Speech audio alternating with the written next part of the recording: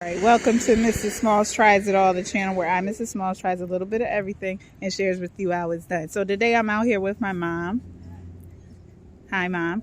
And we are starting to prepare our garden for this year's crop. So I still have my plants. They're at about the 2-inch mark. They're not really ready to come out yet. There's certain things you have to look for. I'll share that with you. And also you got to get them seasoned and ready to be outside by doing like a 2 days in, 2 days out type thing with them. They're certainly not ready for that. Outside for a little bit, outside, that kind of thing. I'll explain that. So they're definitely not ready. So we have our raised garden bed that we use bricks with. This was from last year, and I have a tub. This is hideous. I'm not even going to lie. It's hideous. But I want to show you the before so that you can see how beautiful it's going to look after. So I'll check back with you soon. Thank you. So I wanted to mention that we had chicken wire wrapped around last year, so we're clearing that out.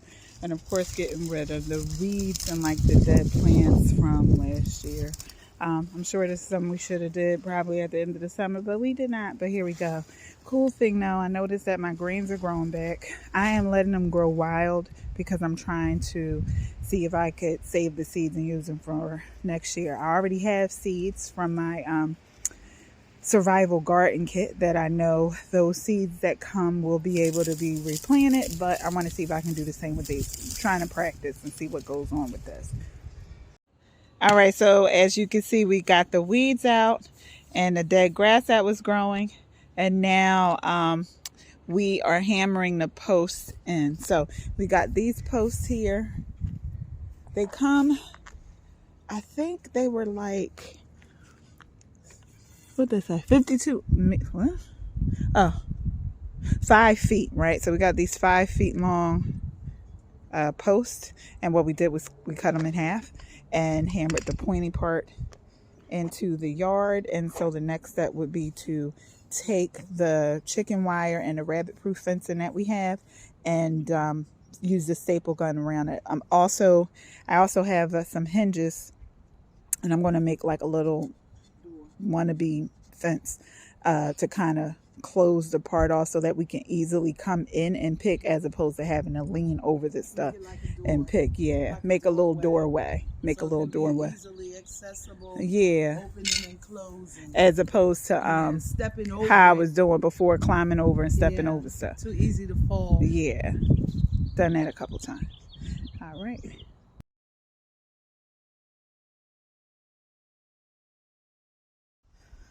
Okay, here's the next part to my garden video. The last time you saw me clearing out some stuff, but since then, some new things has happened. I've cleaned out the weeds and things of that nature.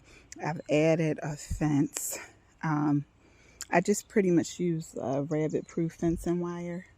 And then like my greens from last year came back. I know I let them grow wild as opposed to cutting the greens to eat, basically because I'm trying to see, I want to practice taking the seeds from these. All right, so as you can see, the flowers growing. To pretty much prevent your flowers from growing in your greens, what you do when you start seeing those flower buds, you cut them. You don't necessarily want them when you're trying to eat the greens, because the flowers is pretty much telling the plant, okay, now my time is ended. It's time for me to, die, if you will, and create the seed for, our next harvest. So what you do to kind of prevent that is cut the flower tops off. This time I actually kept them on purpose. I kept them on purpose because, like I said, I'm trying to seed, take these and use these as my practice seeds to see how to take care of this, how to save the seeds for next year. As you can see at the bottom, I'm getting ready to plant the rest of my stuff here. I have some tomatoes, peppers, greens, all those things that I planted earlier. Some of the stuff I already put in the ground. Well, not so much in the ground, but I put it in the garden. Like here I have peppers. I have tomato plants.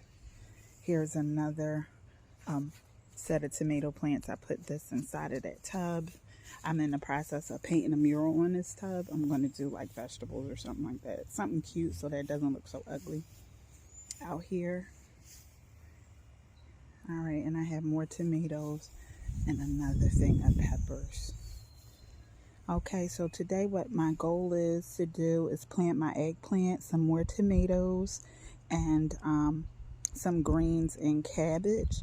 I also have two more garden bags similar to this, but they're really, really big. So they're like 4 feet in diameter. I have two of those coming. I may need a little bit more. Those two that I'm getting will pretty much be for cucumbers and zucchini, because I don't know if I mentioned before, is cucumbers and zucchini, they go crazy, and they kind of like smother, and they will choke the other plants because they vine out. And so I'm growing them separate. However, the thing is, I need more space for some of the other things I'm growing too. So I might have to get two more bags, but we'll see. We'll see what happens. All right, so I'll keep you posted.